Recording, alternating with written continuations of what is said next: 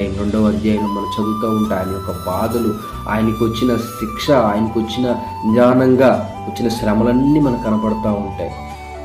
ఇవన్నీ శ్రమలన్నీ అనుభవించిన తర్వాత దేవుడు గొప్ప ఆశీర్వాదం ఇచ్చాడండి. అదే యోబు గ్రంథంలో 42వ అధ్యాయం తీస్తే చూడండి ఎక్కడుందంటే 12వ వచనం, 42వ అధ్యాయం 12వ వచనంలో, యెహోవా యోబును మొదట ఆశీర్వదించినంత కంటే మరీ అధికంగా ఆశీర్వదించాను. దేవుని స్తోత్రం, హల్లెలూయా.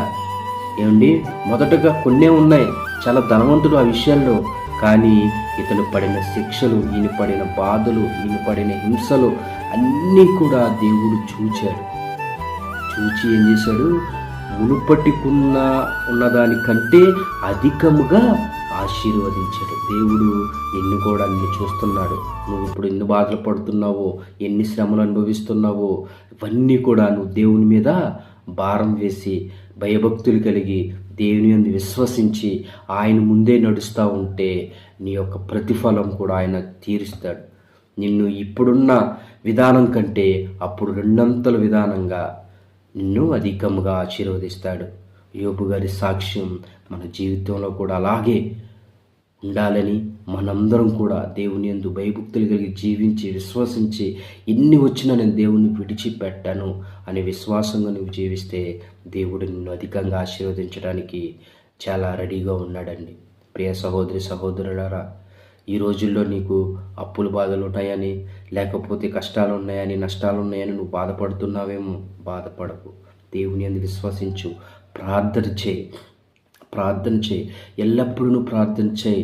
నువ్వు ప్రార్థన చేస్తే దేవుడు గొప్ప కార్యాలు చేస్తారు. అపోస్తలుల కార్యంలో 10వ అధ్యాయంలో ఒక వ్యక్తి ఉన్నాడు కదా, కొర్నేలి కూడా ఎంతో శతాధిపతి అండి. ఇటాలీ పటాల మనవడిలో శతాధిపతి, 100 మంది సైనికులకు అధికారి. కానీ దేవుని యందు విశ్వసించి భయభక్తులు ఉండి బహుధర్మ కార్యాలు చేసుకుంటూ జీవించాడు. వెంటనే దూత ద్వారా సమాధానం దయచేశాడు. నేను నీ ప్రార్థన వింటున్నాను, కొర్నేలి ప్రార్థన వింటున్నాడని నువ్వు సమాధానం ఇవ్వు అని వెళ్ళి వెంటనే పగలు ఇంచుమించు 3 గంటల వేళ ఆయనకి ప్రత్యక్షమై సమాధానం కూడా దేవుడు ఇచ్చాడండి. నీకు కూడా సమాధానం కలగజేస్తాడు. కానీ నువ్వు దేవుని యందు విశ్వాసంగా ఉండాలి. శోధనలు వస్తాయి, నువ్వేం చెయ్యు, హింసలు వస్తాయి, బాధలు వస్తాయి, అవన్నీ నువ్వు కృంగిపోకూడదు. బాధలు, కష్టాలు, నష్టాలు వచ్చినప్పుడు నువ్వేమనాలి తెలుసా? దేవా, చాలా కృతజ్ఞతనయ్యా, నీకు చాలా థ్యాంక్స్ చెప్పాలి.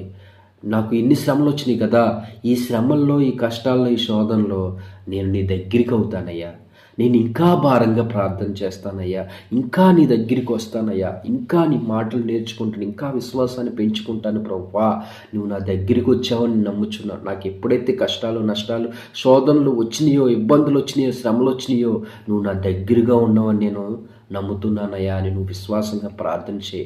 దేవుడు నీ విశ్వాసాన్ని చూచి నీకు గొప్ప అధికంగా ఆశీర్వాదం దయచేసును గాక. దేవుడి ఇట్టి మాటలు దేవుడు దీవించును గాక. ఆమేన్, ఆమేన్.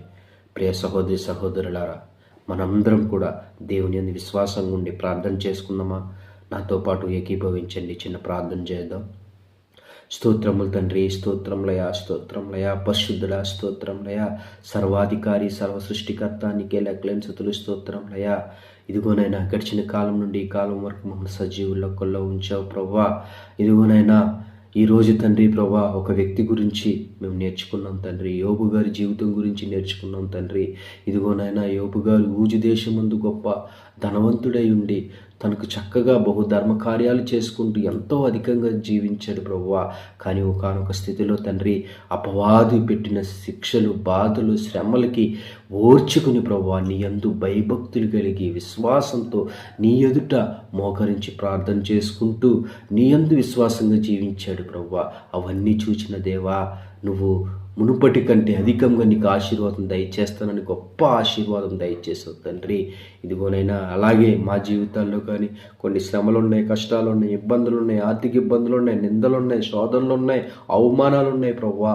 మేము వాటన్నిటి వైపు చూసి కృంగిపోకుండా అవన్నీ వచ్చినా అవన్నీ దేవుడే దయచేస్తాడు, దేవుడే తీసివేస్తాడు అనే విశ్వాసంతో జీవించి ఆ యోబు లాంటి విశ్వాసం మాలో కలిగించి వాటి నుంచి మమ్మల్ని దూరపరిచి యోబుకి ఇచ్చిన ఆశీర్వాదం మా మీద కుమ్మరించమని తండ్రి, కుమార, పరిశుద్ధాత్మ నామమున వేడుకొని ప్రార్థన చేస్తున్నాను నా తండ్రి. ఆమేన్. ఆమేన్. అందరికీ వందనాలండి.